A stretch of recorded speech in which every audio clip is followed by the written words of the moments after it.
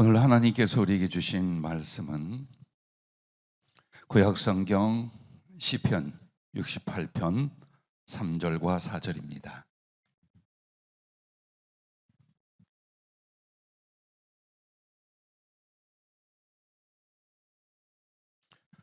찾아서 함께 봉독하도록 하겠습니다.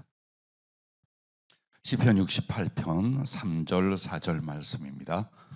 의인은 기뻐하여 하나님 앞에서 뛰놀며 기뻐하고 즐거워할지어다. 하나님께 노래하며 그의 이름을 찬양하라. 하늘을 타고 광야에 행하시던 이를 위하여 대로를 수축하라. 그의 이름은 여호와이시니 그의 앞에서 뛰놀지어다. 아멘.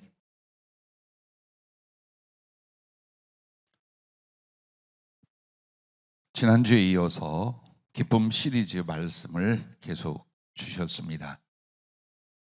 기쁨을 선택함으로 주어지는 하나님의 선물입니다.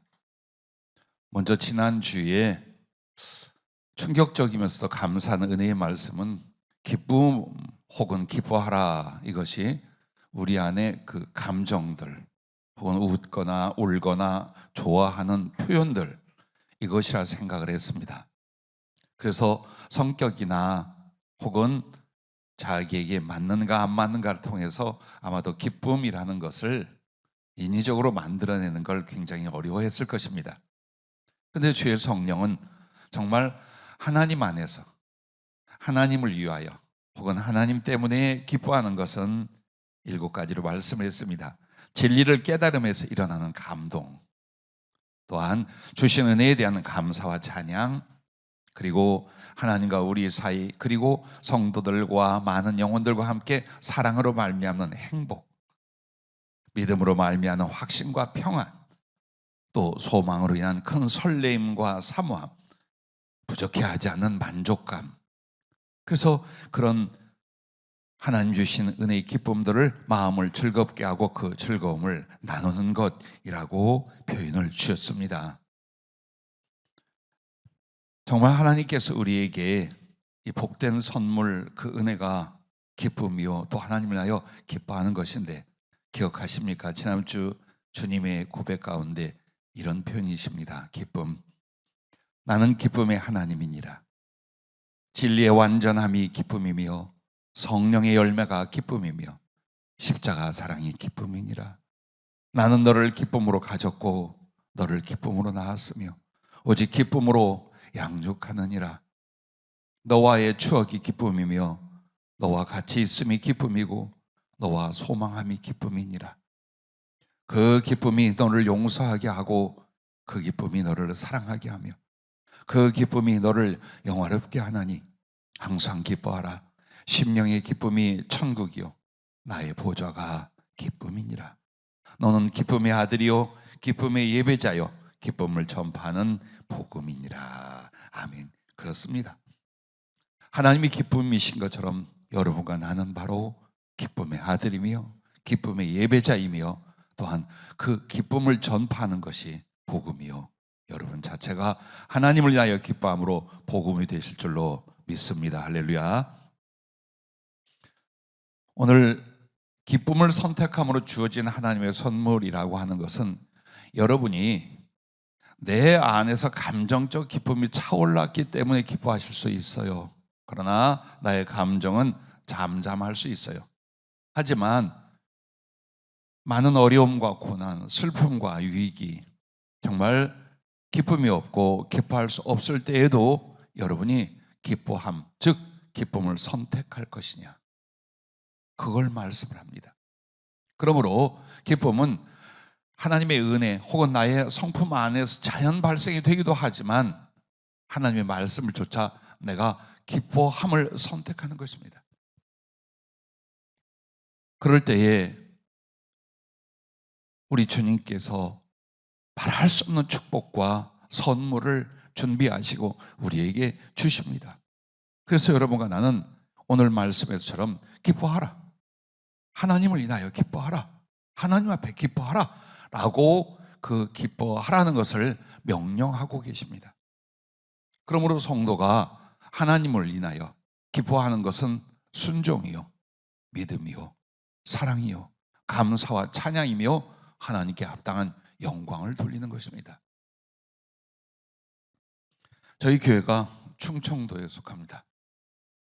충청도에 많은 유머 시리즈가 있습니다. 어느 교회, 충청도에 있는 교회에서 부흥회를 했대요. 열심히 복음을 전하며 은혜를 나눴지만 성도님들은 잠잠했답니다. 그날 밤 집에 가서 남자 집사님 한 분이 자려고 누워있다가 갑자기 아멘 하더래요. 부인 집사님 놀라서 여보 뭐야? 뭔데 아멘이요? 그랬더니 오늘 낮에 하신 말씀이 내게 한 것 같아. 우리들의 기쁨의 반응이 그와 같아요. 정말 여러분이 감정적 자극이 일어나기 전엔 기뻐하지 않는 거예요.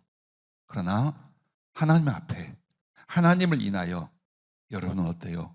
감정과 의지 그리고 거룩한 그 요구의 말씀 앞에 순종함으로써 바로 기뻐하고 크게 기뻐하고 신나게 기뻐할 수 있기를 주의 이름으로 축복합니다. 느헤미야 8장 10절에 하나님 말씀 앞에 슬퍼하며 그 받았던 고통을 위하여 괴로워하고 아파하는 이스라엘 백성들을 달래며 느헤미야는 이런 말씀을 기록하고 있습니다. 여호와를 인하여 기뻐하는 것이 너희의 힘이니라. 그렇습니다. 왜 기뻐하라고 하십니까? 우리의 힘, 하나님의 선물, 하나님의 능력, 하나님의 은총이 바로 신앙 안에서 하나님을 인하여 기뻐하는 사람들에게 주어지기 때문인 줄로 믿으시기를 바랍니다. 그러면 오늘 우리가 그 말씀을 쫓아 기쁨을 선택함으로 하나님 앞에 기뻐합니다. 그러므로 주어지는 선물 8가지를 말씀했습니다. 너무 긴가요? 여러분에게 돌아갈 그 축복을 좀 삭제할까요? 마저 다 말씀을 드릴까요? 자, 첫째는 성령의 임함과 감화입니다. 여러분과 내가 아셔야 할 부분이 있습니다. 성령이 어떤 분이신가입니다. 그 성령님은 여러분과 나에게 있어서 예수님의 성품, 하나님의 마음을 가져다 주시는 분이십니다. 그런데 여러분과 내가 하나님 앞에서 은혜를 얻고 살아가면서요, 이 성령께서 우리의 감정과 마음을 주장해 주신다는 것, 그리고 인격과 성품을 형성하는 데에 어마어마한 은혜를 주신다는 것을 잊지 말아야 합니다. 그 중에 성령님의 성품, 성령님의 역사, 성령님으로 말미암아 영혼에 만들어주시는 그 열매 가운데에 갈라디아서 5장 22절에는 뭐라고 말씀을 하느냐? 오직 성령의 열매는 사랑과 희락, 즉 기쁨과 화평이라고 말씀을 시작합니다. 하나님의 사랑을 경험하게 됩니다. 그리고 사랑하게 됩니다. 그랬더니 말할 수 없는 기쁨이 일어나는 거예요.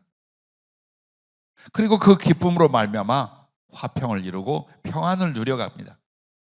자, 성령이 임하셨을 때에 여러분 추억해 보십시오. 얼마나 기뻤던지. 그 성령님이 조금만 감동을 하고 역사를 해도 미칠 것 같은 하나님에 대한 사랑과 기쁨을 기억들 하실 것. 그러므로 이제는 성령이 내 안에 계시되 그 성령님을 근심시키는 것이 아니라 성령과 함께 성령의 명령에 대하여 내가 하나님을 인하여 기뻐했다. 그러면 그럴수록 성령님은 더 강하게 임하고 충만케 하시고 은총과 감화를 주시는 줄로 믿으시기를 바랍니다. 로마서 14장 17절에도 하나님의 나라는 먹는 것과 마시는 것이 아니요 오직 성령 안에 있는 의와 평강과 희락 즉 기쁨이라고 했습니다.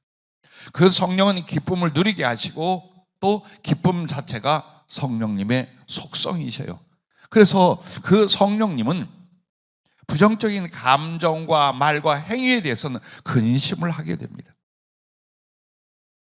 에베소 4장 30절에 하나님의 성령을 근심하게 하지 말라 그 안에서 너희가 구원의 날까지 인치심을 받았느냐. 그런데 그 말씀의 문맥 앞뒤를 보면 죄에 관한 혹은 부정적인 말과 생각과 행위들이에요. 즉 성령님은 우리의 인격성을 주신 분이에요. 그래서 그가 기뻐하시는 반면 근심하기도 한다는 겁니다. 그러면 나와 하나 되어 계신 하나님, 주의 성령을 자꾸 근심을 시킵니다. 부정적인 감정과 말과 행위를 인하여 그렇게 합니다. 자꾸만. 그러면 성령이 내 안에서 근심을 해요. 그런 고로 하나님의 사람이지만, 예배를 드리고 있지만 마음속에 근심이나 번뇌가 가시질 않는 거예요. 그런데 그 성령님을 따라서 내가 하나님을 인한 기쁨을 갖습니다. 그 기쁨으로 찬양합니다. 그 기쁨을 하나님과 사람 앞에 나타납니다. 그러면 성령님 어때요? 함께 기뻐하사 더욱 은혜 주시고 충만케 하시는 줄로 믿으시기를 바랍니다. 주님도 성령으로 기뻐하사라고 복음서에 말합니다. 성령은 기쁨을 주시며 기뻐하는 심령 안에 더욱 충만케 함께 하신다는 겁니다. 그러므로 성령이 임할수록 말할 수 없는 하나님을 인한, 구원을 인한, 그리고 그 사랑과 은총을 한 기쁨이 넘치게 되고, 또 그렇게 기뻐하고 감사하고 찬양할수록 성령은 더욱 충만해져 갑니다. 여러분과 나의 신앙생활과 일상생활에서 우리의 감정이라든지 생각이 얼마나 하나님께 큰 영향을 주고받게 되는지 아셔야 합니다. 하나님은 슬퍼하고 우울해하고 못마땅해하고 원망하고 미워하고 절대로 이것을 용납하시지 않습니다. 오직 하나님은 사랑이시여 기쁨인지라 그의 성령으로 말미암아 우리를 더욱 기쁘시게 하려 하십니다. 그러므로 기뻐하십시오. 자꾸 주님 앞에서 마음의 생각을 기쁨으로 바꾸십시오. 그리고 그 감정을 주님 앞에 신나게 즐겁게 사람 앞에 나타내십시오. 하나님의 성령은 그 기쁨과 함께 여러분을 더욱 굳게 하고 충만케 하실 줄로 믿으시기를 바랍니다. 사도행전 13장 52절에도 보면 기쁨과 성령은 함께 역사함을 이렇게 말합니다. 복음을 전했습니다. 그리고 복음을 받은 사람들이 큰 기쁨을 가졌습니다. 그렇게 제자들은 기쁨과 성령이 충만하니라 우리 교회가 기쁨과 성령이 충만할 수 있기를 바랍니다. 여러분의 기뻐함으로 말미암아 성령이면 다시 충만케 하신 은혜가 임하기를 주의 이름으로 축복합니다. 두 번째 하나님의 선물과 그리고 은혜는 감사와 찬양의 온전함, 바로 이것입니다.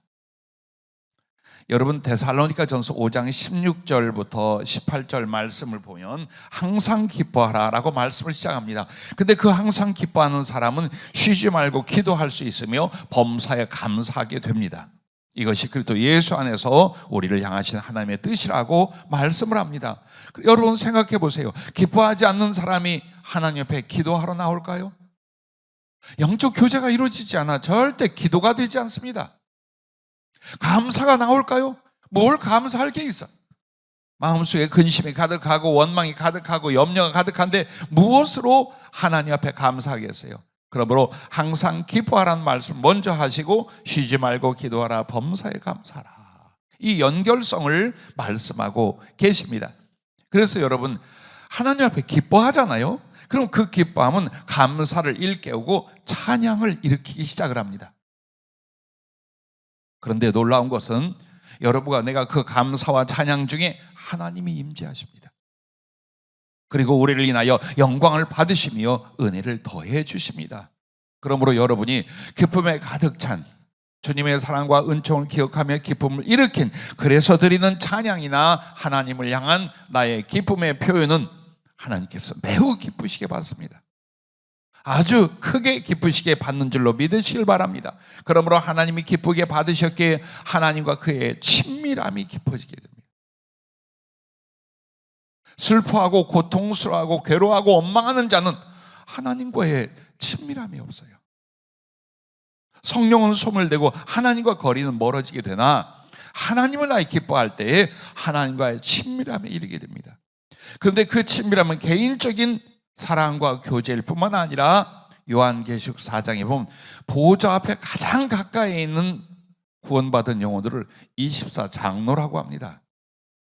그리고 그들 앞에 또 누가 있느냐? 요한계시록 14장 1절부터 3절에 보면 14만 4천이라는 수가 있죠. 정말 그들만이 부를 수 있는 새 노래를 하나님을 향하여 힘있게 많은 물소리같이 찬양하고 있는 그룹이 있습니다. 이 사람들이 다 보좌 앞에 있으며 하나님을 크게 즐거워하고 찬양하는 모습을 나옵니다. 기억하랍니다. 하나님과의 친밀함이 하나님을 위한 기쁨과 감사와 찬양으로 말미암아 이루어지는 것이지 하나님을 연구하여 얻어지는 것이 아닙니다. 혹은 하나님의 일을 기쁨 없이 봉사함으로 이루어지는 것이 아닙니다. 그러므로 여러분의 모든 감성과 생각과 의식을 바꾸십시오. 바꾸십시오. 우울해하지 말고 절제하지 말고 하나님을 인하여 기뻐하며 그 기쁨이 주님을 향한 찬양이 될 수 있기를 주의 이름으로 축복합니다. 뿐만 아니라 하나님을 기뻐하고 하나님께 합당한 찬양이 되는 사람들, 그들에게는 무엇인지 주시고자 하신다는 것, 여러분 그걸 알아야 됩니다. 시편 37편 4절에 보면 또 여호와를 기뻐하라. 여호와를 기뻐하라. 왜? 그가 네 마음의 소원을 네게 이루어 주시리로다. 그렇습니다. 하나님을 기뻐하고 하나님에서 기뻐하는 사람은 그의 소원을 하나님이 기뻐하사 넉넉히 얼마든지 이루어 주십니다. 그러므로 하나님의 기도의 응답과 그분과의 사랑의 친밀함과 하나님께서 들어쓰시고 복음을 전하게 만드는 모든 사람이 어떤 사람입니까? 기뻐하라. 항상 기뻐하라. 주님과 함께 기뻐하라. 주님을 향해 기뻐하라. 바로 그 사람들입니다. 오늘 여러분은 행복하기 위해서도 하나님의 기뻐하셔야 됩니다. 그러나 하나님의 기쁨을 위하여, 하나님께 영광을 위해서도 여러분은 기뻐할 수 있기를 바랍니다. 우리가 예배 시간에 항상 거짓된 것이 있어요. 이걸 회개하지 않으면 예배는 예배가 될 수 없어요. 그럼 그 거짓됨이 뭐냐? 기쁨이 없이 예배에 참여하고 찬송을 드려도 기쁨이 없이 하는 거예요. 읊조리고 있어. 찬송하는 것이 아니라 찬양 가사를 그저 중얼중얼 따라하고 있어요. 자, 찬양을 인도해도 함께 찬양을 드려 화답할 때도 여러분에게 찬양이 되면 가슴에 하나님과 그 은혜에 대한 감격과 기쁨이 있어야만 그게 찬송이에요. 그게 찬송이에요. 예배의 순서를 따라 읊조리고 있는 것, 항상 하나님께 거짓말하는 거예요. 진심이 없어. 하나님을 향한 기쁨이 없고 감사가 없고 감격이 없어. 그냥 예배에 참석하고 있어. 그 다음에 찬송을 부르면 마음에 들면 조금 크게 하고 마음에 안 들면 중얼거리거나 안 하고, 곡이 높으면 안 하고, 모르는 곡은 안 하고, 이러기를 평생을 교회를 다녀. 그래, 찬양이라는 건 교회에서 예배 시간에 순서에 나오는 거 따라서 좀 읊조리면 하고 집에서는 없어요. 일상에서는 하나님을 향한 찬송이 나오질 않아. 얼마나 잘못된 습관이며 유선입니까? 하나님의 은혜의 통로, 하나님의 역사, 오늘 본문에 기뻐하며 찬송하는 겁니다. 그것이 바로 하나님이 오신 대로를 만드는 것이라고 말하는 것입니다. 오늘 여러분과 나의 모든 신앙생활과 의식을 바꿔야 합니다. 찬송의 천곡을 다 외우는 것이 아닙니다. 아주 멋들게 부를 수 있는 가창력이 아닙니다.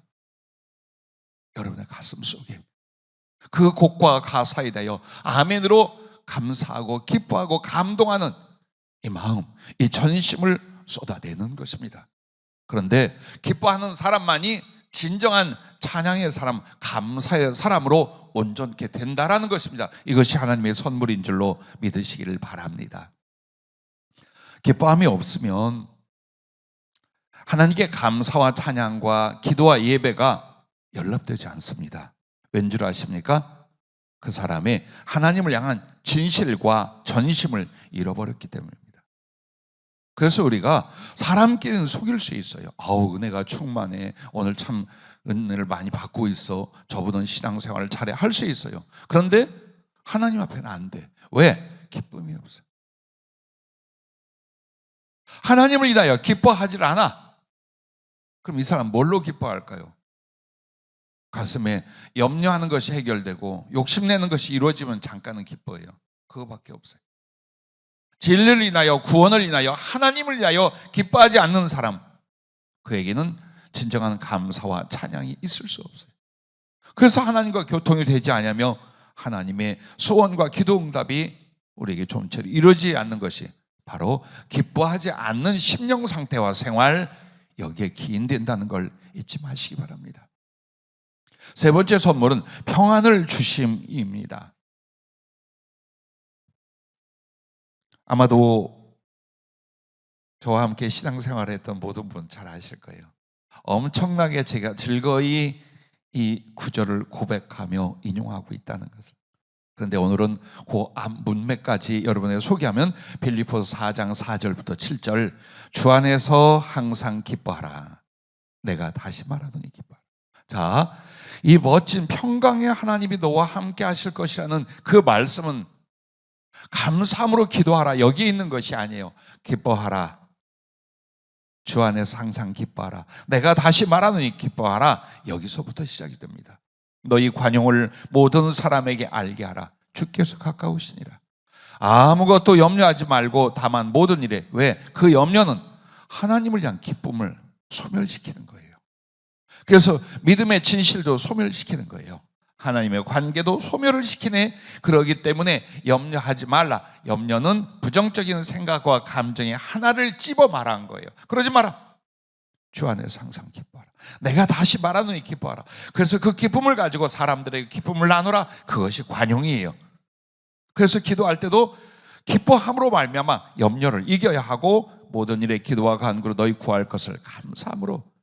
하나님을 기뻐하니 감사할 것밖에 없죠. 감사를 깨닫게 되겠죠. 그렇게 아뢰라는 거예요. 그렇다면 어떤 상황 앞에도, 어떤 염려와 두려움과 슬픔 앞에서도 모든 지각에 뛰어난 하나님의 평강이 그리스도 예수 안에서 너희 마음과 생각을 지키시자. 경험하십니까? 이것을 경험하고 누리고 살고 계십니까? 아니면 공격하는 대로, 일어나는 대로 당하며 고통과 갈등, 아픔과 좌절, 괴로움과 불행을 고스란히 겪고 살고 계십니까? 주님의 구원, 하나님의 나라는 바로 평강, 평안입니다. 오늘 여러분이 구원을 받았으며 그리스도 예수 주님을 모시고 있다면 가장 큰 축복과 열매가 평안이어야 합니다. 그런데 그 평안이 무엇으로 소멸되느냐? 계속 부정적인 생각과 감정과 말과 행위들이에요. 하나님을 인하여 감사하고 기뻐하고 그를 생각하며 좋아하라 함이 없어. 그러므로 현실적이고 세상적이고 육신적인 것들이 전부 다 고스란히 내게 화살같이, 독극물같이 임하게 되는 거예요. 그러므로 껍데기는 교회를 다니고 있지만 심령은 벌집이 되어 있는 거예요. 어찌하여 그래야 합니까? 하나님을 인하여 기뻐하지 않기 때문입니다. 생각해 봐요. 주님을 모를 때에도 우리가 기뻐할 때 두렵거나 괴롭거나 화나거나 밉거나 이런 상태가 오던가요? 오지 않아요. 그래서 하나님 앞에 기뻐하면 결국 막 좋아라는 감정 세계가 일어나겠지요. 그 좋아라는 감정이 넘어가면은요, 웃음이 나와요. 근데 그 웃음 뒤에는요, 펑펑 흐느끼는 눈물이 나와요.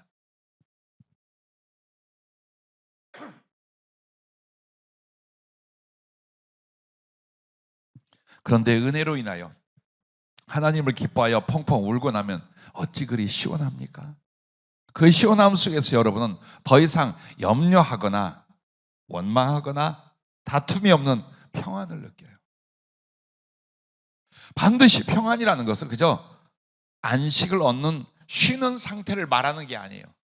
기쁨으로 말미암아 하나님 앞에 염려, 걱정, 불만이 없는 상태, 이것이 평안이에요. 그래서 하나님 앞에 기뻐하면 기뻐할수록 그의 평안이, 그의 화평하심이 우리의 심령과 생활 안에 가득하게 넘칠 줄을 믿으시기를 바랍니다. 그래서 하나님은 평강의 하나님이에요. 그분이 오셔요. 무엇을 가지고? 평강을 가지시고, 그리고 교통하시니 평안의 심령과 삶을 그분이 이루어 주신다는 것입니다. 그런데 기뻐하지 못하는 심령은 대신 생각해 봅시다. 이거 내 이야기인가 아닌가 봅시다. 늘 염려합니다. 쉬이 슬퍼합니다. 그리고 사람이나 상황에 대하여 불만이 많습니다. 갈등을 이기지 못합니다. 나아가 미움까지 품고 살아가고 낙심이 옵니다. 이렇게 부정적인 감정과 생각과 그 삶이 되고 맙니다.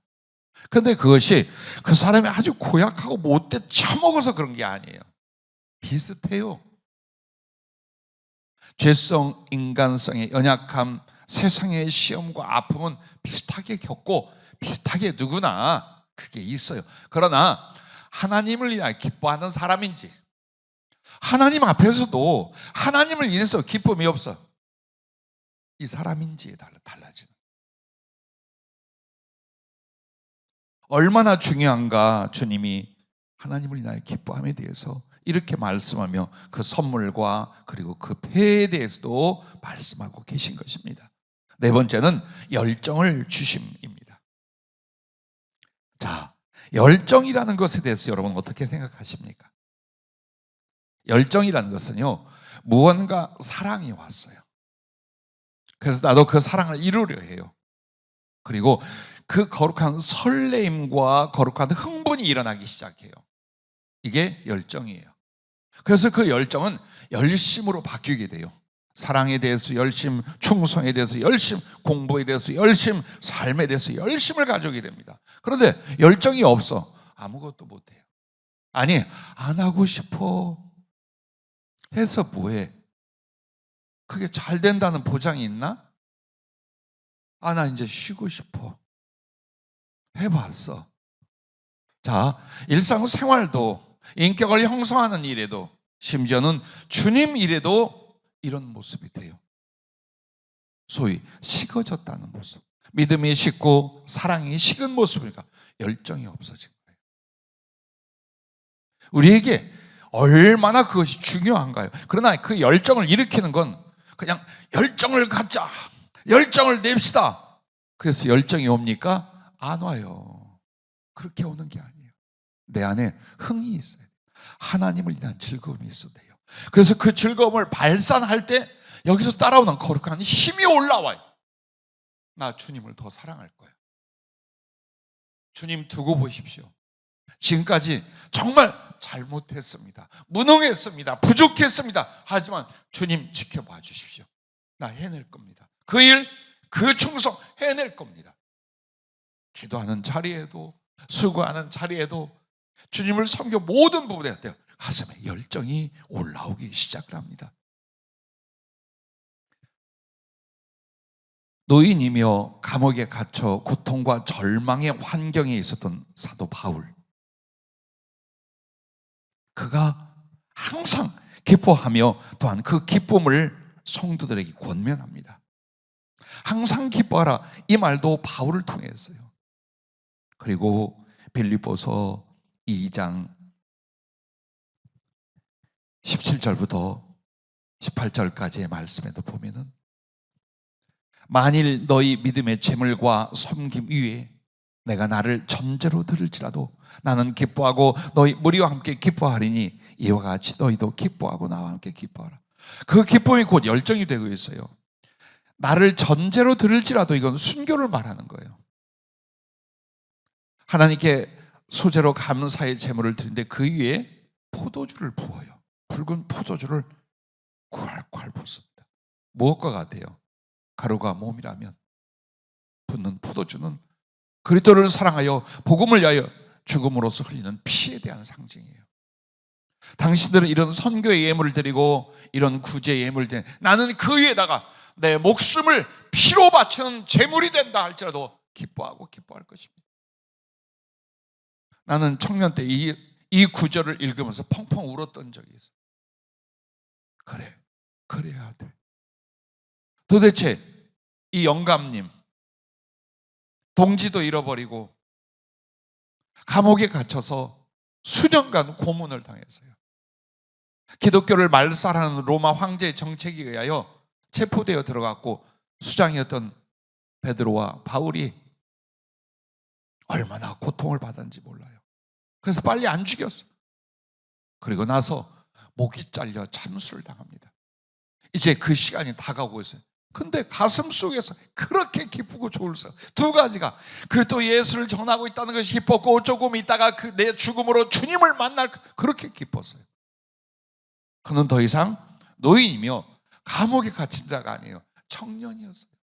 난 우리 청년들일지라도 빌빌거리면 청년 잃어버렸어요. 마음에 낙심이나 무기력이 가득 차 있어요. 청년입니까? 애늙은이지. 하지만 60이 넘고 70이 넘었다 할지라도 가슴 속에 하나님을 위한 사랑과 그 기쁨의 열정이 있어요.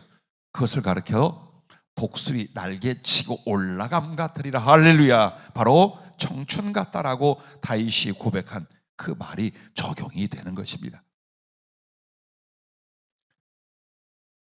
여러분과 내게 있어서 하나님을 위하여 기뻐하는 건요, 거룩한 열심과 인내와 도전의 능력이 됩니다.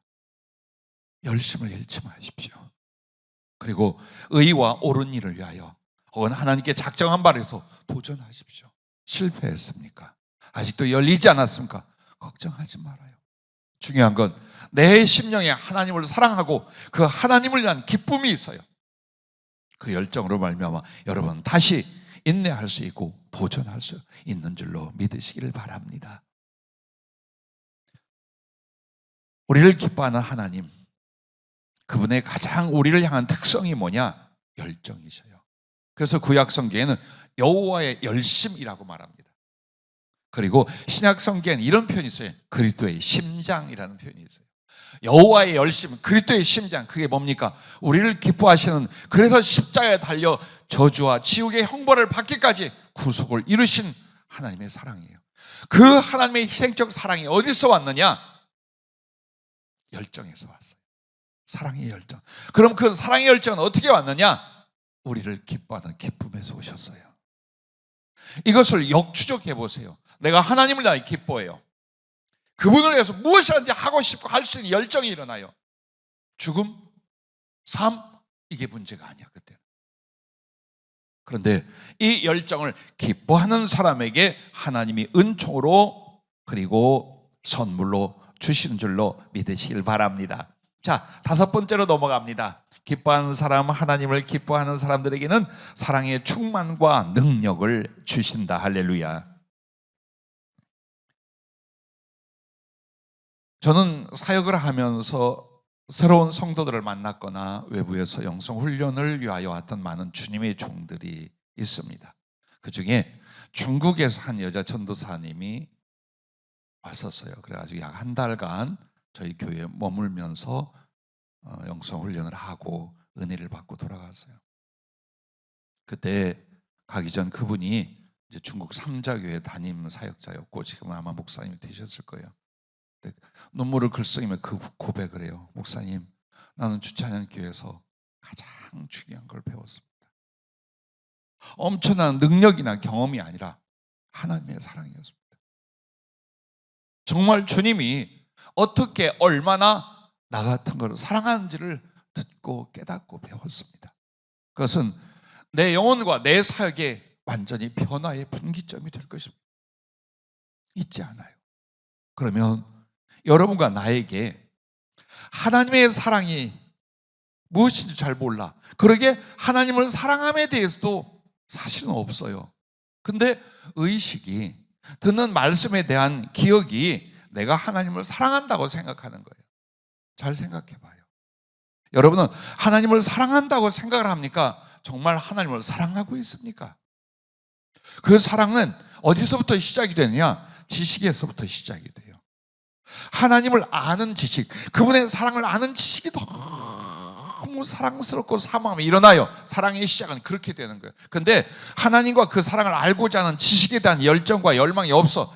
여기서부터 땡이야 이제. 여기서부터 사랑한다고 생각하는 거지 사랑을 진짜로 하는 건 아니에요. 사랑하는 대상은 얼마나 알고 싶은데요. 그를 그리워함에 있어서 그를 알고 가까이 하고자 함이 얼마나 깊은데요.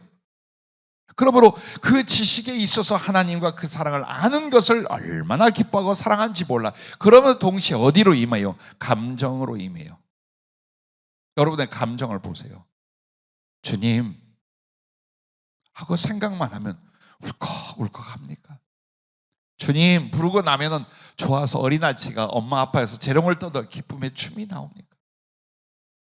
주님을 생각하고 그에 지나간 내 세월에 대한 은혜를 생각하고 지금을 생각하고 잠시 뒤에 그분을 만날 생각을 하면 이 세상의 것들이 내게 행복이 될 수도 불행이 될 수도 없는, 가슴 속에서 정말 너무나 거룩하고 소중한 보물을 가진 그 기쁨으로 살고 계십니까? 아니면 돈보다 못합니까? 애정보다 못합니까? 복권보다도 못합니까? 그러면 사랑이라고 말하지 마라. 사랑할 수 있게 해달라고 하세요. 차라리. 얼마나 많은 세월 동안 우리는 나는 하나님 사랑해, 예수님 내가 사랑하지, 근데 사랑의 감정도 없어. 즉 기쁨과 감격도 없어. 근데 무슨 사랑이에요? 사랑 아니에요. 그거는 사람하고도 그렇게는 사랑하지 않잖아요. 그런데 중요한 건 은혜가 와야 돼. 그렇죠? 하나님의 은혜가, 즉 성령이 임하시면 하나님의 사랑이 내 마음에 부어지는 거예요. 지식으로 깨닫고 감정과 감흥으로 일어나게 되고, 그러므로 그 사랑을 깨달은 바는 사랑을 하는 데에 능력으로 변화되기 시작을 한다는 거예요.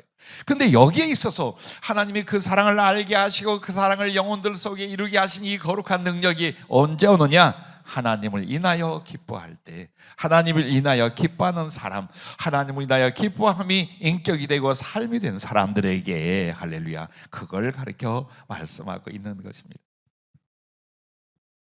요한복음 15장 11절부터 보면, 내가 이것을 너희에게 이르면 내 기쁨이 너희 안에 있어 너희 기쁨을 충만하게 하려 함이라. 그런데 이 말씀 무슨 말씀인데요? 주님의 사랑에 대한 말씀, 계명에 대한 말씀이에요. 내 계명은 곧 내가 너희를 사랑한 것 같이 너희도 서로 사랑하라 하는 이것이니라. 사람이 친구를 위하여 자기 목숨을 버리면 이보다 더 큰 사랑이 없나니 너희는 내가 명한 대로 행하면 곧 나의 친구라. 즉 사랑을 하라고 말씀한데 왜 우리 안에 기쁨이 충만케, 주님의 기쁨이 내 안에 충만케 하려는 거야. 이것을 결과적으로 말하면 기뻐하는 사람 안에는 무엇이 온다는 거예요? 사랑이 온다는 거예요. 사랑하는 사람에게는 기쁨이 온다는 거예요. 그래서 기쁨과 사랑은 절대로 뗄 수 없는 관계 혹은 한 덩어리라는 걸 말합니다. 그래서 주님을 위하여 나는 인생이 초라했지만 기뻐해요. 정말 하나님을 위한 기쁨과 기쁨의 삶이 있어요. 그렇다면 여러분에게는 사랑하고자 하는 의지와 사랑의 기쁨도 가득할 거예요. 그러므로 하나님을 사랑하는 감정, 하나님을 사랑하는 의식, 하나님을 사랑하는 나의 삶이 될 거예요. 그런데 그 사랑은 하나님을 향한 것으로만 끝나지 않아. 예전에 사람들은 내게 필요였어요. 필요가 없으면 끝나. 이익이었어요. 이익이 안 되면 안 좋아해. 이게 내 인간관계였어요. 그러나 여러분이 주님을 만나고 그 은혜를 알았어요. 그 사랑을 알았어요. 그래서 이 가슴속에 고맙고 감사하고 기쁨이 가득해요. 사람을 한번 쳐다보세요. 그때도 그 사람이 내게 도구로 보이는지 이익관계로 보이는지 한번 보세요. 그러지 않아요. 예수님의 마음은 예수님의 눈이 되기 시작해요.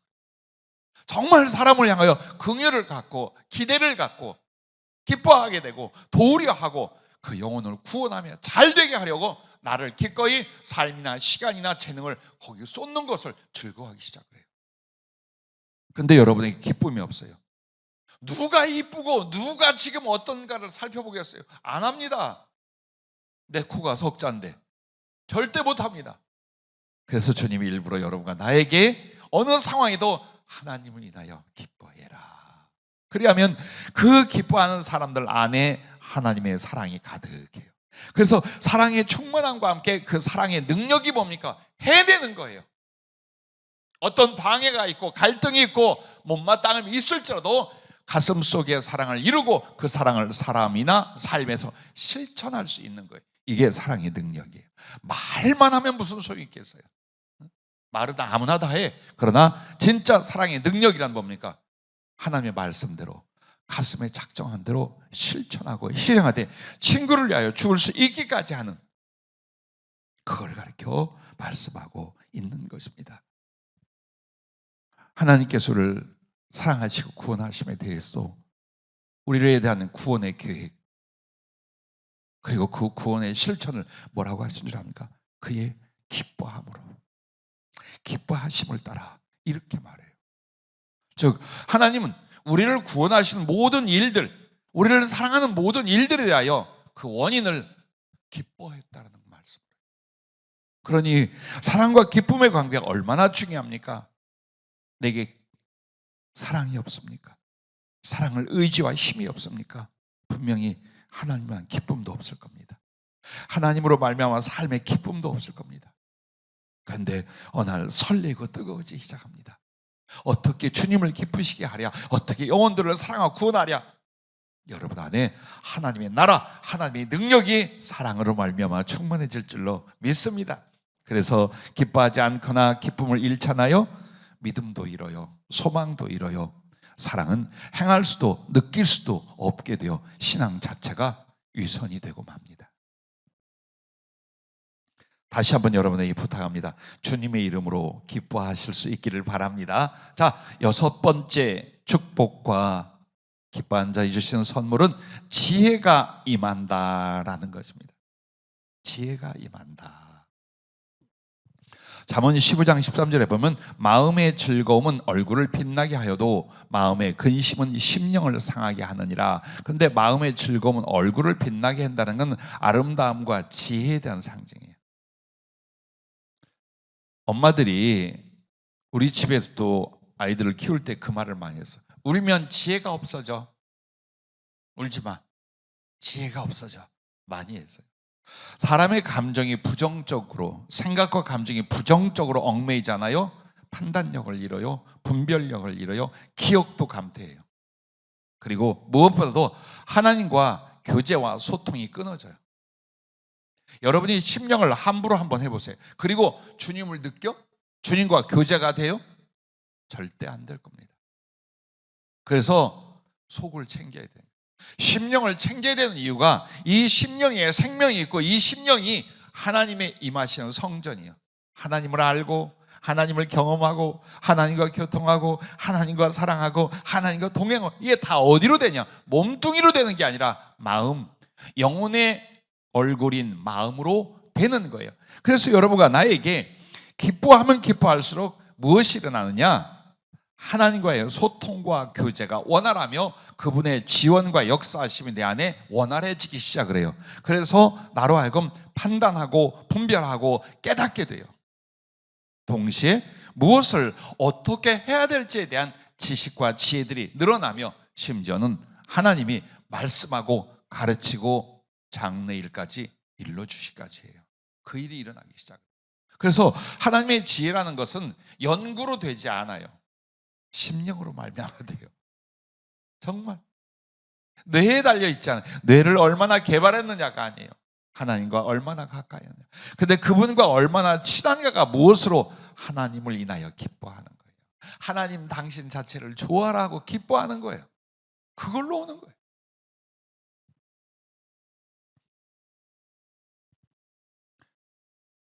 여러분이 기뻐하는 모든 기쁨은 하나님을 기뻐하는 거랍니다. 그래서 그 하나님을 인하여 기뻐하고 하나님을 기뻐하기 때문에 여러분 자체의 기뻐함이 바로 하나님과의 교제고 예배가 된답니다. 그래서 하나님과의 교통하심과 지혜와 하나님의 뜻과 섭리를 깨닫고 분별하게 된답니다. 근데 반대로 슬픔이나 분노는 무지해지며 악으로 치우치게 되는 거예요. 그래서 슬퍼하지 말고 분노하지 말고 원망하지 말라는 이유가 바로 이것 때문입니다. 기뻐하지 못하고 슬퍼하거나 분노하거나 원망하고 미워할 때는 분별과 판단력을 잃으며 하나님과의 소통이 막혀서 지혜가 임하지도 활용되지도 않는다는 겁니다. 그래서 그 사람은 늘 오해로 지혜를 잃게 되고 절망으로 능력을 잃게 됩니다. 자, 7번째로 넘어갑니다. 하나님을 인하여 기뻐할 때 소송되게 하신다라는 겁니다. 꺾어졌든지 병이 났든지 좌절했든지 무력해졌든지 이런 가운데서 원래보다 더 살아나게 되는 것, 강건하게 되는 것, 힘을 얻게 되는 것, 높이 올라가게 되는 것, 이 소송되는 역사가 기뻐하는 심령, 기뻐하는 사람에게 하나님의 선물로 주어진다라는 것입니다. 여러분과 내가 기뻐하지 않잖아요. 그렇다면 이미 마음속에는 우글쭈글 상태가 와 있어요. 반드시 그런 사람은 정신적으로 육체적으로 심각한 질병 상태가 와 있습니다. 참 조심스러운 말이지만요, 두통이 자주 일어나거나 소화기계에 특별한 질병이 없는데도 자주 이상이 오잖아요. 그러면 그 원인이 어디 있는가? 대부분 근심, 걱정, 원망, 낙심, 심령의 스트레스로 옵니다. 왜? 사람의 그 정신으로 말미암아 발출되는 이 마음이 육체와 연결이 되어 있어요. 그러므로 마음의 기쁨이나 평안은 육체 또한 강건하게나 병을 이기게 만듭니다. 그런데 마음속에서 계속 괴로워하고 힘들어하고 못마땅한 스트레스가 오는 거예요. 그러면 이 마음은 뇌를 통하여 신경을 통하여 육체 곳곳마다 질병 상태를 가져와요. 큰 위험 상태를 가져오게 돼요. 더더군다나 심령이라는 게 어때요? 마음이라는 거 심각합니다. 여러분이 사는, 여러분이 승리하는 이유는 하나님을 향한 기쁨이에요.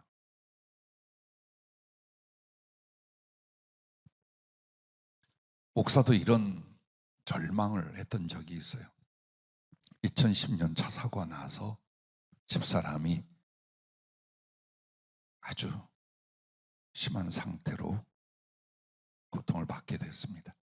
그리고 몸이 더 이상 낫지 않을 상태가 됐습니다. 나도 그때 다쳐서 7, 80일을 병원을 전전했습니다. 어느 정도 좋아지고 혼자 집에 왔어요. 집에 와서 집사람 옷이야 뭐야 이렇게 좀 정리를, 집을 혼자 정리를 하는데 낮에부터 새벽까지 하고 있었어요. 근데 집사람 옷을 치우면서 갑자기 울컥 가슴이 아픈데 이 옷을 다시 입겠는가? 예전 같은 생활을 다시 할 수 있겠는가? 근데 그게 나로 인하여 생겼어요. 그 우울감이 일어나는데요, 창밖으로 계속 색강이 흘러가는 걸 쳐다보고 있는데 점점 내 마음에 이게 와요.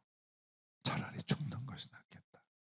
그리고 환영이 보이기 시작하는 거예요. 더 심해진 집사람을 아파트 꼭대기에서 휠체어차로 던지더라고요. 그리고 뒤따라서 뛰어내리면 끝나는 거예요. 근데 그 환영이 보이기 시작하면서 마음이 그쪽으로 가요. 이쯤에서 끝내자. 앞으로 어떻게 살아갈까? 자, 감정 상태가 우울해지고 그 상황에 대해 부정적인 생각을 하면서 목사인데도 그렇게 많은 영혼들을 영성 훈련 시킨다는 사람임에도요, 절망의 상태가 와요.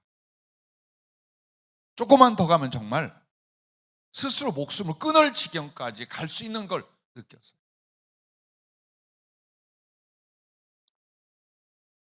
가까운 사람에게 전화를 했어요. 그리고 솔직히 내 감정과 상태를 이야기했어요. 함께 기도하고 울면서 다시 주님 생각을 하기 시작했어요.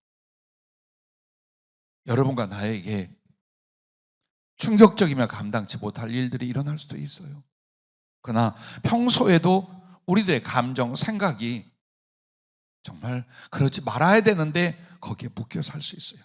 그렇다면 분명히 영혼도 병들고 육체도 병이 들고 삶에도 무능한 질병 상태가 옵니다. 그런데 더 심각한 건 뭐냐? 감염이 된다는 거예요. 코로나19만 감염이 되지 않아요.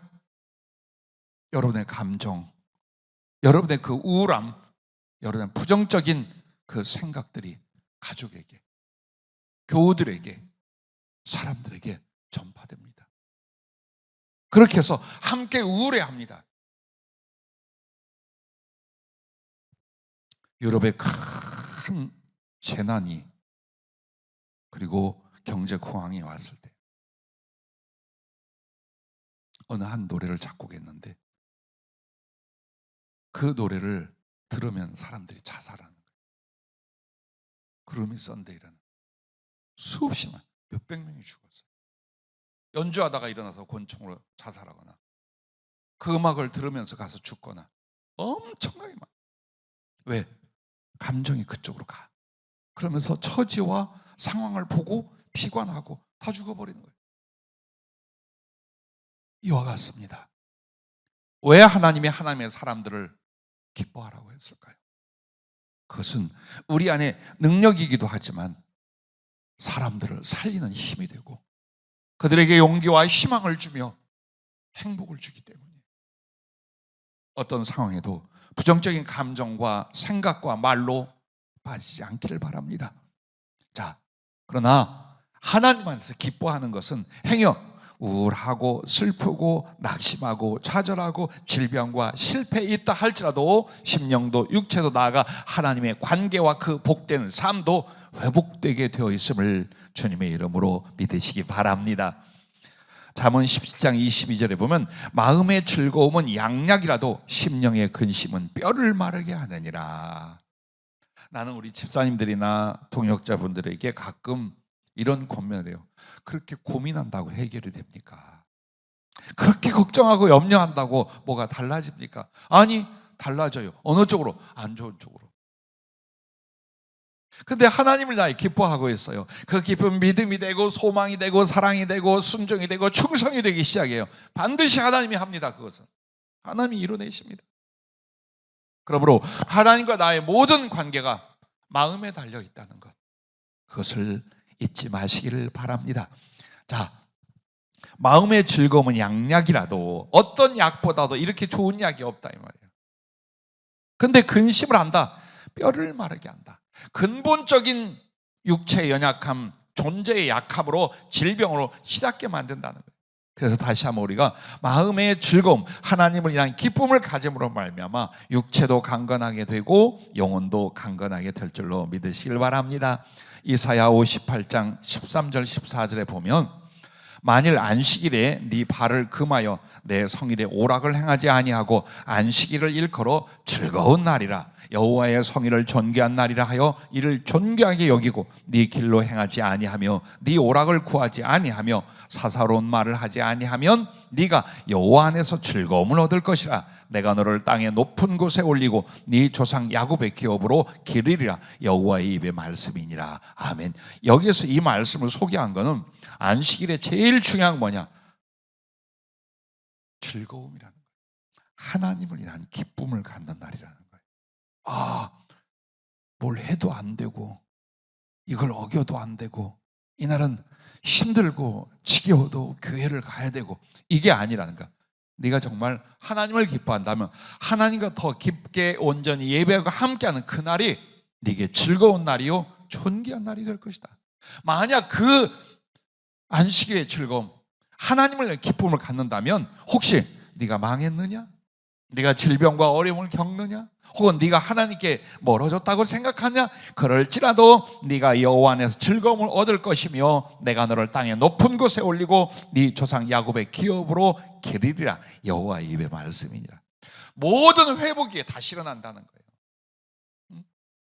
그래서 우리의 신앙생활이 그냥 이때는 이걸 하고 저때는 저렇게 예배를 드리고 이때는 이걸 하지 말고 이것이 아니야. 하나님을 위하여 기뻐하는 거예요.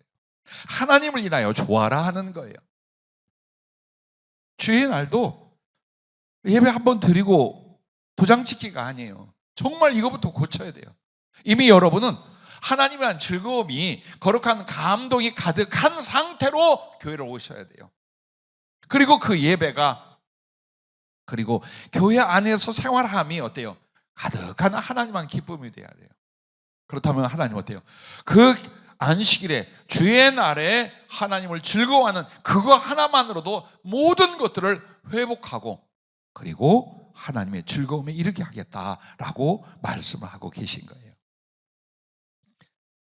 이 말씀 우리가 찬송으로도 부르죠. 이사야 40장 28절부터 31절 보면 너는 알지 못하느냐 듣지 못하였느냐 영원하신 하나님 여호와 땅끝까지 창조하신 이는 피곤하지 않으시며 곤비하지 않으시며 명철이 한이 없으시며 피곤한 자에게는 능력을 주시며 무능한 자에게는 힘을 더하시나니 소년이라도 피곤하며 곤비하며 장정이라도 넘어지며 쓰러지되 오직 여호와를 앙망하는 자는 새 힘을 얻으리니 독수리가 날개치고 올라감 같을 것이요 다른 박질하여도 곤비하지 아니하겠고 걸어가도 피곤하지 아니하리로다. 할렐루야. 독수리 날개치고 올라가는 영혼의 능력, 삶의 능력, 하나님과의 동행이 어디에서 오나? 여호와를 앙망하는. 우리 주님을 어떻게 앙망합니까? 당신을 기억하고 당신의 사랑을 기억하고 기뻐하고 감사하고 감격해 하는 거예요. 그게 하나님을 앙망하는 거예요. 아무것도 없어요. 조금 머릿속에 회전을 합니다. 말씀을 좀 생각해 보려 하고 지나간 시절 하나님이 어떻게 이 정도가 아니에요. 여호와를 앙망하다. 지금 어떤 상황이든지 전쟁이 일어났다 할지라도 실패의 구렁텅이 좌절의 그 자리에서라도 나는 하나님을, 그분을 인하여 기뻐하고 그 사랑과 그의 거룩한 사랑의 약속을 위하여 힘을 내어 기뻐하기 시작한단 말이에요. 독수리 날개 치고 올라온 놀라운 역사가 여러분의 삶에, 여러분의 영혼에게 일어날 줄로 믿습니다. 다윗에게 첫 번째 아내가 미갈입니다. 근데 이 미갈이 다윗과 결혼한 뒤에 부왕인 사울이 그렇게 미워하고 죽이러 도망을 갔잖아요. 그 사이에 다른 쪽에다 시집을 가게 만들어요. 다윗이 모든 왕권을 회복하고 돌아왔어요. 어떻게 했겠습니까? 저건 내 것이고 내 여자야. 그래서 가정을 갖고 있는데 가서 데려와 버려요. 미갈은 어쨌든 부모를 인하여, 이 삶의 관계를 인하여 다윗이 못마땅했어요. 어느 날 다윗이 많은 백성들, 군중들 앞에서 왕의 예복을 벗어 던지고 아주 그냥 엄청나게 춤을 추고 좋아라 했어요. 왜? 법궤를 모셔오지 못했어요. 빼앗겼던 법궤, 또 법궤를 모셔오는 과정에 겪었던 어려움, 그래서 모셔오지 못했어요. 근데 그 법궤를 모셔오면서 너무 좋아라 했어요. 마치 왕이 어린아이처럼 눈치도 염치도 뭐 사람도 상관없이 그렇게 정말 하나님 앞에 기뻐 뛰놀며 춤을 췄어요. 너무 좋아서.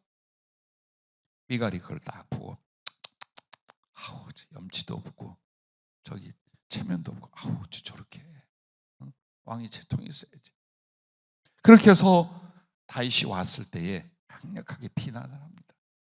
그때 다윗이 뭐라고 합니까? 보잘것없는 나를, 너희 아버지 폐하고 나를 세웠다. 나를 왕으로 삼아주셨다. 내가 하나님이 어떻게 기뻐하지 않겠나? 난 정말 더 비천하게 여길지라도 하나님 앞에 뛰놀고 기뻐할 것이다. 그런데 이 미갈은 다시는 아이를 갖지 못합니다. 하나님 태를 열어주지 않습니다. 자식을 갖지 못한다고 후사가 없다라는 건 그 시대에 정말 끝났다는 뜻이에요. 왜? 심령이 그래요. 하나님을 인하여 기뻐하는 것도 못마땅해. 그러니 본인은 하나님을 인하여 기뻐하겠냐고요. 그러나 다윗은 어떻습니까? 죄도 있었어요. 실패도 있었어요. 버려지기도 했어요. 그러나 하나님을 사랑하고 그러므로 항상 그 가슴에 하나님을 향한 기쁨, 수없이 많은 그 찬양시가 다 하나님을 향하여 자기의 기뻐함과 사모함을 말합니다. 부디 여러분과 나, 우리의 인생에서 다시 한번 하나님이 나를 일으키심이 어느 때 오겠는가? 내가 하나님 앞 저 높은 곳에 사슴같이 뛰며 하나님과 동행하고 하나님의 뜻을 이룰 거룩한 소송과 역사가 언제 일어나겠는가? 하나님을 기뻐하십시오. 예수님을 인하여 찬송하십시오. 마음속에 더욱 사랑과 그 사랑의 감동과 사랑의 약속을 충만하게 하십시오. 반드시 주님이 여러분의 영혼을 수성시킨 것처럼 여러분의 삶과 소원과 꿈을 성취하여 하나님께서 이루실 줄로 믿습니다. 마지막 8번째는 하나님의 권능과 역사가 나타난다는 겁니다. 참 희한한 일이에요. 아무것도 안 했어요. 아니, 오히려 아무것도 하지 말라 했어요. 근데 기적의 하나님, 능력의 하나님, 도저히 사람으로는 상상할 수 없는 일을 그들을 위하여 이루시는 하나님이 나타났어요. 그게 역대하 20장 14절부터 30절 이야기입니다.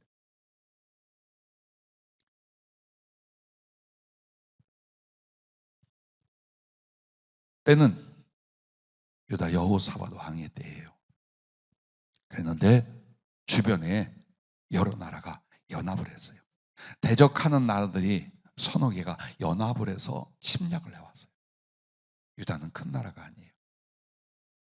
군사의 수나 힘에 있어서 이제 쫄딱 망하고 철저하게 패하는 것밖에 없어요.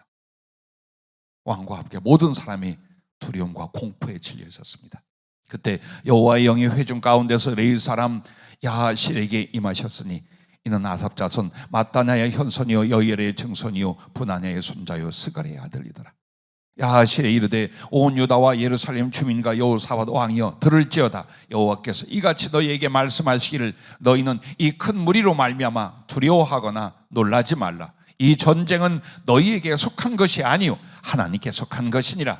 내일 너희는 그들에게로 내려가라. 그들이 시스고개로 올라올 때에 너희가 골짜기 어귀 여루엘 들 앞에서 그들을 만나려니와 이 전쟁에는 너희가 싸울 것이 없나니 대열을 이루고 서서 너희와 함께한 여호와가 구원하는 것을 보라.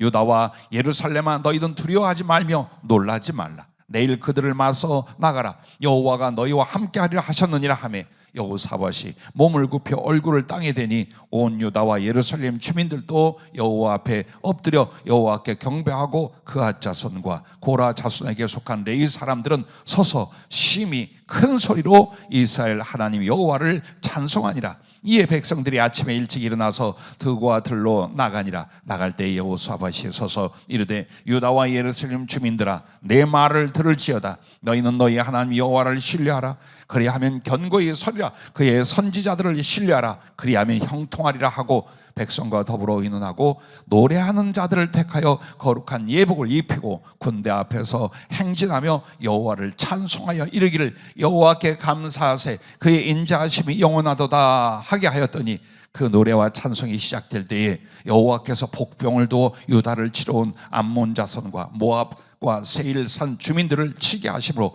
그들이 패하였으니 곧 암몬과 모압 자손이 일어나 세일산 주민들을 쳐서 진멸하고 세일 주민들을 멸한 후에는 그들이 서로 쳐 죽였더라. 유다 사람이 들망대에 이르러 그 무리를 본즉 땅에 엎드린 시체들 뿐이요 한 사람도 피한 자가 없는지라. 여호사밧과 그의 백성이 가서 적군의 물건을 탈취할새 본즉 그 가운데에 재물과 의복과 보물이 많이 있으므로 각기 탈취한데 그 물건이 너무 많아 능히 가져갈 수 없을 만큼 많으므로 사흘 동안에 거두어들이고 넷째 날에 무리가 브라가 골짜기에 모여서 거기서 여호와를 송축한지라. 그러므로 오늘날까지 그곳을 브라가 골짜기라 일컫더라. 유다와 예루살렘 모든 사람이 다시 여호사밧을 선두로 하여 즐겁게 예루살렘으로 돌아왔으니 이는 여호와께서 그들이 그 적군을 이김으로써 즐거워하게 하셨음이라. 그들이 비파와 수금과 나팔을 합주하고 예루살렘에 이르러 여호와의 전에 나아가니라. 이방 모든 나라가 여호와께서 이스라엘의 적군을 치셨다함을 듣고 하나님을 두려워함으로 여호사밧의 나라가 태평하였으니 이는 그의 하나님 사방에서 그들에게 평강을 주셨음이더라. 아멘. 세 나라, 아주 싸움 잘하는 세 나라가 연합하여 쳐들어왔을 때 그 두려움, 놀람, 슬픔, 그러나 하나님 말씀을 선지자를 통해 주셨어요. 이 싸움은 너에게 속한 거 아니야. 그러면서 놀라지 말고 두려워하지 말라. 대신 뭐 하라는 거예요? 기뻐하라는 거예요. 하나님께서 그들을 기뻐하게 만들게 한 거였어요. 자, 우리는 우리의 앞날과 하나님의 섭리를 속속들이 몰라요. 그러나 여러분이 아는 건 하나님이 세상 그 무엇보다 나를 사랑한다는 거예요. 모든 그분의 섭리도 나를 향한 사랑을 위하라는 그건 믿잖아요. 그건 알잖아요. 그러기에 슬픔과 실패와 어려움 중에도 하나님을 찬양하고 당신을 기뻐하는 거예요. 합력하여 선을 이루시는 하나님, 역전의 하나님, 반드시 하나님은 그렇게 하십니다. 그러므로 어느 때든지 환경 보고 사람 보고 상황 보고 내 감정 보고 그리고 괴로워하고 슬퍼하고 좌절하지 말라. 오히려 하나님을 기뻐할 때 하나님 권능의 역사가 일어난다라는 거예요. 그러므로 그 모든 노획물을 걷어오며 하나님을 기뻐했던 그 골짜기 이름을 브라가라고 했어요. 브라가가 송축이란, 하나님을 찬양하는 송축이란 뜻이에요.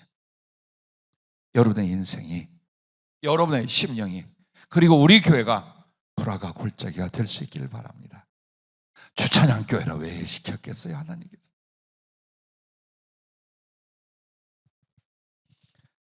천안으로 내려올 때에 신한식 집사님을 비롯한 우리 박만섭 집사님 여러 사람이 참 고생 많이 했어요. 그 추운 겨울에 정말 고생했어요. 당신을 일할 것까지 포기하며 많은 사람의 수고하되, 특별히 그때 어느 날 잠시 쉬며 식사를 할 때 신집사님이 이런 얘기를 해요. 목사님, 나 우리 교회 한 20년 다녔는데 가장 마음의 믿음이나 기쁨이 일어요. 참 일어나요. 속으로 아유 제일 고생할 텐데 그래도 참 감사하네. 지금 정말 힘들고 어려울 텐데 주님이 바로 말씀했어요. 네가 4월달부터 너희들이 정말 눈코 뜰 새 없이 바쁘도록 내가 일을 줄 것이며 사업을 확장시킬 거야. 그때 대답하신 말씀이에요. 그리고 하나님은 그렇게 해오셨어요. 나는 하나님을 기뻐하고 하나님을 인하여 기뻐하는 것이 무엇인가를 수도 없이 봐서, 그리고 주님이 요구합니다. 명령하십니다.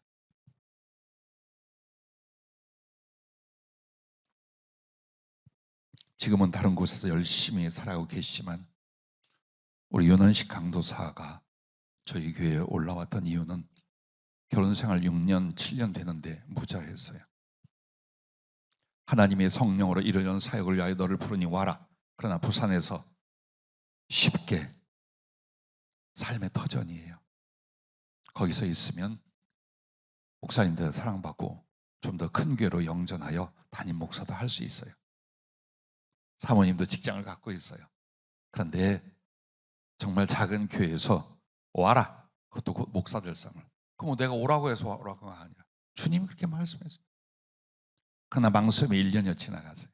그때 주님이 약속을 했어요. 네가 순종하면 너한테 아들을 줄 것이니라. 그리고 이어서 또 하나의 아들 둘을 줄 것이냐 그랬어요. 금식 기도하고 올라올 준비를 했어요. 근데 한 달 좀 지났는데 전화가 왔어요. 목사님, 집사람이 아이를 가졌어요. 임신했습니다. 얼른 올라와. 올라와서 우리 예성이를 낳았어요. 정말 주님이 약속을 했어요. 그리고 둘째 또 낳았어요. 그런데 첫째 예성이를 낳을 때에 새벽에 전화가 왔어요. 목사님 어떻게 해요? 왜? 아이를 낳았는데 엄마 뱃속에서 피가 폐 속으로 막 넘어간 거예요. 그래서 호흡이 끊어지고 아기가 죽게 생겼다는 거예요. 나이 못된 버릇이 있어요. 꼭 이런 아주 황당한 상황에 주여 감사합니다. 이게 안 나오고 주님 이게 뭡니까? 이 소리를 잘해. 주님 이게 뭡니까? 그때 주님이 하신 말씀이 걱정하지 마라. 너희는 내가 하는 일을 보게 될 것이다. 감사하고 찬송해라. 그래서 그 얘기를 해주고 급히 우리 목사님과 성도한테 연락을 했어요. 그리고 기도를 들어갔어요. 근데 주님이 그 예성이 갓난아기 입에다가 입을 대셨어요. 그리고 쭉쭉 빨아내는데 폐에 고였던 피가 밖으로 나오는 걸 보여주셨어요. 아, 살리시겠다는 거구나. 그리고 조금 있다 연락이 왔어요. 아이가 살아났어요. 그리고 나중에 보니까 없어졌어요. 뱃속에 상당히 고여 호흡을 막고 아이가 죽을 수 있는 피의 양이었어요. 근데 없어졌어요. 할렐루야. 표정도 안 바뀌어요. 여러분 어떻게 오늘 기뻐하라고 했더니. 또 우리 연원식 강사님의 아버지 윤상욱 강사님 참 열심히 했어요. 주 뜻대로 살아보려고 최선을 다했어요. 나이가 들어가고 있었지만 어느 날 혈뇨를 보기 시작하고 병원에 갔더니 방광암이에요. 그것도 공개를 해봤더니 아주 심각해요. 방광을 잘라내도 재발해서 죽을 수 있는 확률이 70%예요. 당신도 많이 힘들고 염려와 절망이 왔겠지만 나 여기 어떻게 했어요? 주님 때문에 왔다지만 나를 인해 왔어요. 나를 바라보고 있는 믿음의 동력자요, 어떻게 보면 제자예요. 그야말로 꽃도 피우지 못한 채 고통받다가 불과 2, 3년이면 끝날 수 있어요. 눈물로 기도할 때 주님이 왜 슬퍼하고 두려워하느냐? 기뻐해라. 또 말씀은 내가 하는 일을 보게 될 거야. 너는 찬송해라. 그리고 그 아들 그걸로 안 죽는다. 내가 고칠 터이니 큰 병원을 가라 해라. 그래서 연락했어요. 가십시오. 주님이 고친답니다.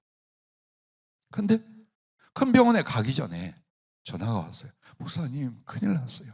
소변에 피가 섞였네. 막 덩어리 피가 나와요. 말만 들으면 겁이 덜컥 나도요. 나도. 주님, 이건 뭡니까? 방광에 있는 암 그 세포 중에 겉에 이렇게 드러난 건 괜찮답니다. 밑에 뿌리가 뻗으면 절단해야 되고 퍼져나가 금방 죽는답니다. 근데 주님이 그러신 거예요. 내가 그 암 세포의 뿌리들을 제거했다. 그리고 큰 병원 가서 다시 확인하라. 강사님이 이렇답니다. 주님이 이렇게 하셨답니다. 믿고 빨리 큰 병원 가서 다시 한번 확인하십시오. 그리고서 원자력 병원인가를 갔어요. 다시 조직 검사를 해보니까 뿌리가 없어. 뿌리가 전혀 없어요. 그래서 겉표피 긁어내고 항암 치료도 안 해요. 가끔 지금 놓으시잖아요. 잘 살고 계셔요. 사실 우리의 인생과 매 순간마다 두려워하고 염려하고 아파할 수없이 많은 일들이 있어요. 그러나 주님은 언제나 그러하듯이 항상 기뻐하라. 여호와를 인하여 기뻐하라. 당신 때문에 즐거워 기뻐하라. 그게 믿음이고 그게 소망이고 그게 사랑이고 그게 순종이고 그게 하나님을 찬양하며 영광을 돌리는 것이기 때문이랍니다. 하나님 반드시 역사하십니다. 기뻐하시기 때문에 기적을 내고 당신을 믿되 기뻐하며 믿는 사람들에게 얼마든지 역사하고 능력과 기적을 행하신 줄로 믿으시길 바랍니다. 지금도 몇몇 여러 가지 기도하는 바와 우리 교회 여러 가지 비전이 있어요. 상당히 많은 시간이 가고 교회는 시련과 연단도 겪었어요. 코로나19로 인하여 더 많은 성도들이 참석하지 못해요. 부정적인 상황들은 지금 10년 이상 계속되고 있어요. 주님 뭐라고 하신 줄 압니까? 내가 이룰 것이다. 너는 기뻐하고 감사해라. 할렐루야.